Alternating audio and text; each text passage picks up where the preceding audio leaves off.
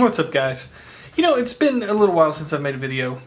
I don't know why. Get over it. I have a full-time job and a kid and a wife and finances and all kinds of things that I'm working on. Just you're gonna have to get over it. But thank you for coming back to watch the crazy random crap that I do make. Since the last time I talked to you, I bought a car. I finally bought a car. I complained all the time about my Crown Vic and how I kept getting pulled over, and it wasn't really the best car on gas, you know, going to work. It was costing me a good bit, driving a 4.6 liter V8 all the way 30-something miles away, well, one way to work.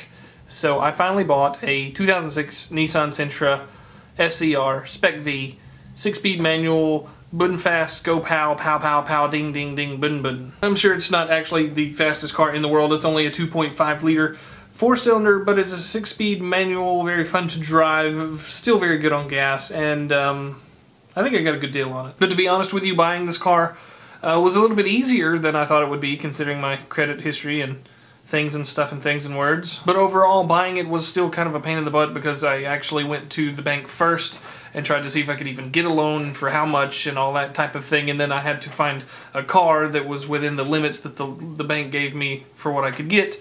And then that took a little while, and then I had to get insurance, and it was just kind of a pain in the butt. But it's done. It's done. I actually, right now, have the new car. I still have the Crown Vic, and then, of course, we have my wife's car. So, yeah, I got that done. And if you know anybody that wants a Crown Vic, I've got one that's perfectly wonderful and stuff. And besides the fun of buying the car, I also have put on a good bit of extra weight. You jelly? Jelly. I'm not even really sure why I've gained so much weight. The only thing that I can figure is because all I do is work and come home and eat and then lay on the couch all night, but I mean, that's what everybody in America does. Actually, it's probably not what everybody in America does, and it's not what I need to be doing, but shut up and leave me alone. So the other night while laying on the couch, being lazy, I decided I wanted a snack. Now, that's not a big deal. I decided that I want snacks a good bit of the time, and I eat bowls of cereal, oddly enough, for snacks. I prefer them for a snack instead of a morning breakfast time thing. But this particular time, I decided I wanted popcorn and chocolate and tea. That doesn't sound that unusual. I mean, you know, the salty, buttery taste of the popcorn, yummy. But you need the sweetness of the chocolate to kind of offset that, and I drink tea with everything because I love tea, because I'm from the South and sweet tea is really good. The reason that I'm telling you about my popcorn, chocolate, and tea is because that pretty much proves that everyone was right. I'm becoming my father. You see, when I was growing up, the main thing that I remembered about my father was he always sat in his ugly orange recliner chair and watched really annoyingly loud bug movies on the Discovery Channel while he ate popcorn, Hershey's Kisses, and a glass of tea. So there we would be watching America's Funniest Home Videos. Dad would bust in, get the remote, sit down in his chair, turn it to a bug movie, and he would say, "Pop, choc, and tea." That simple. Kind of like a caveman, just short to the point. I didn't realize that I was that much like my father. I really didn't. I mean, I found a picture of my dad from 1966, and I swear I thought it was me in the picture. So I know that we have similarities. But it was, I mean, mid-popcorn kernel in my mouth, I was like, pop, choc, and tea. I was eating popcorn, chocolate chip cookies, and drinking tea. It could be worse. My father's not a terrible person.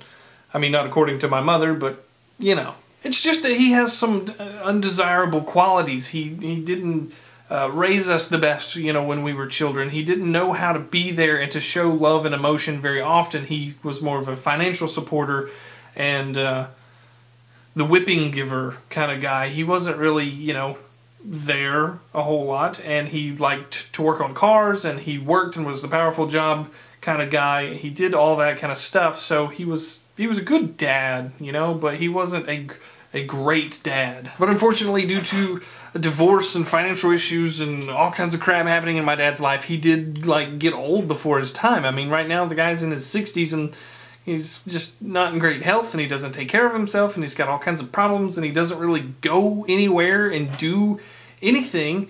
And they just, everybody thinks that runs in our family. Like, it's the traits that we all get. It's the syndrome, you know, and so that's what everybody told me my whole life. You're going to turn into that. You're going to be a stick in the mud. You're not going to want to go anywhere. You're not going to want to do anything. You're not going to like people.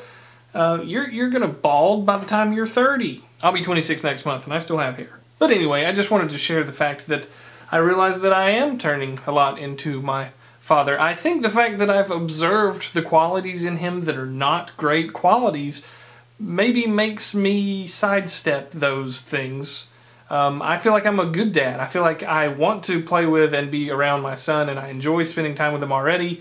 And as long as he doesn't love sports, you know, that can continue. I'm just not a sports person, so if he's like really into baseball, then I might be like, hey son, go enjoy baseball and I'll film it. But you know what I mean. I mean, I take care of myself. I get haircuts and I put gel in my hair sometimes, and I actually take showers. I'm not bad-mouthing my dad. I'm just saying I do want to take care of myself. And I stopped smoking. I tried that for a little while. Don't do that. Don't smoke. It's not good. I cut that out for my health, for my family. I don't know. I just hope that I'm not turning into the stereotypical thing that everybody said I'm going to turn into. I don't want to be just like him. I don't want to be a fuddy-duddy. I don't want to be somebody that is no fun to be around. I don't want to be a bad father. I don't. Anyway, I love my dad. This video is not turning out to look that way, and I really hope, to be honest, that my dad doesn't see this video. But I may be turning into my father. Maybe a slightly modified, tiny bit better version, but I'm turning into my father. It happens. Which one of your parents are you turning into? Is it a good thing, a bad thing that you're turning into them? That you have similar qualities to the people that birthed you? And do you think that it's kind of like destiny that you're going to pick up certain traits from your parents, even though like my dad wasn't around and my parents split up and I didn't live with my dad or anything? Is it destiny that I'm going to turn out more like him than I prefer? I don't know. Leave your comments and let me know what you think. I'm gonna go. I'll talk to you later.